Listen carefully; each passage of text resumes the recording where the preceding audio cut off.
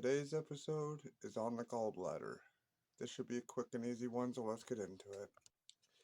So, for picture references, I'm going to be using the New Illustrated Medical Encyclopedia Answers Guide to Good Health by Robert E.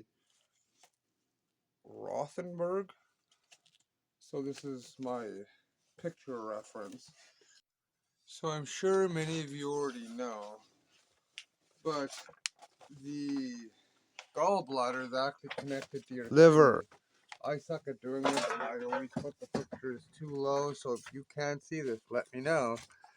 But here would be your liver on the left-hand side.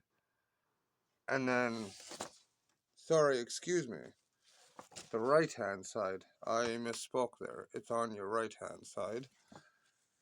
And then your gallbladder would be tucked under it and connected to it. But I have another picture in this book where the liver is kind of lifted up to show you. So let's get to that picture. As I said, I tend to suck at this. This is actually my second time having to film this, unfortunately, because the first time didn't work out. But this here would be your liver, as if we had pulled it up so you can see what's going on. As you can tell here, it says, I don't know if you can see it with my speaker and my camera, but it says liver raised, as in they had raised it so you can see it. And this would be on your right side. Over here would be your stomach. Here's your spleen that I talked about in the last episode. Here's your liver, and then this right here would this black would be your gallbladder right here, and this would connect with the bile ducts. This would be a bile duct, and then the liver comes down with the bile duct, and they connect with the bile duct.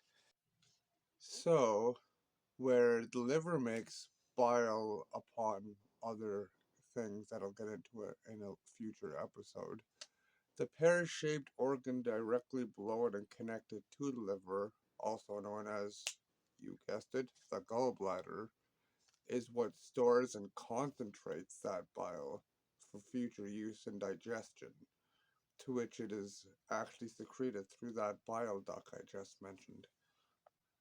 Well, what do we need bile for?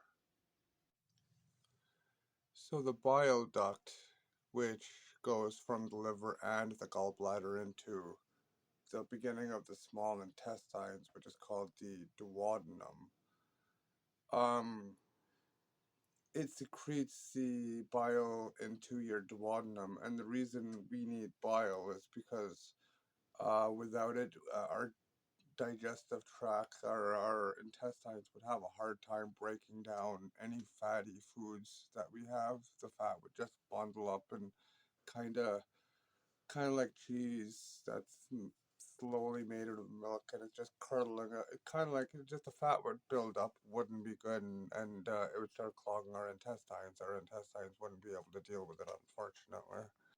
However, you can live without your gallbladder, much like your spleen. You can live without them. Now, granted, I'm going to probably do a future video on how that might look medically, as that's not really what this video is geared upon. But that's basically what your liver and gallbladder are doing. Well, that's what your gallbladder is doing. The liver is doing a few other things, but that's how your gallbladder is working with your liver, let's say that. So thanks for following along, and if you have any medical curiosities or questions you'd like to see in a future video, I'll make sure I bump that into a sooner video rather than later video. And if you're into this sort of thing, feel free to follow along and maybe even check out some of my other videos, because I also do musical videos, gardening videos. I've got one foraging video, although I'm going to get into more foraging videos. And I also plan on doing some more comedy videos in the future, as well as one or two other series I've gotten in mind, and I've also just started a storytelling type thing. So thanks for following along to this point, and feel free to like and subscribe or don't, whatever suits your fancy. But thanks for watching, and I appreciate all the views. Take care, guys.